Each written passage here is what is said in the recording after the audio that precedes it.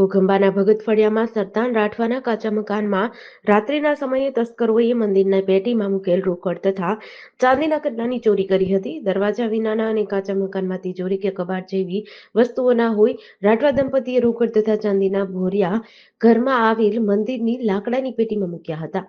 તસ્કરોએ ઘર માલિક સુતેલા હોય તેનો લાભ ઉઠાવી ઘરમાંથી કિંમતી વસ્તુઓ લઈ દિવાલના ઉપરના ભાગેથી કૂદી નાસી છૂટ્યા હતા. સવારે દૂધ કાઢવાનો સમય હોય ઘરની મહિલાઓ જાગી તો ઘરનો સામાન અસ્તવ્યસ્ત હતો અને ચોરી થવાની પરિવારને જાણ કરી હતી. ઘરના સભ્યોએ ગલામાં તપાસ કરતા 20,000 રોકડા તથા ચાંદીના ભોરિયા જોવા ન મળતા રાજગઢ પોલીસમાં ફરિયાદ લખી હતી. પોલીસ દ્વારા પંચનામું કરી આગળની તપાસ હાથ ધરી છે.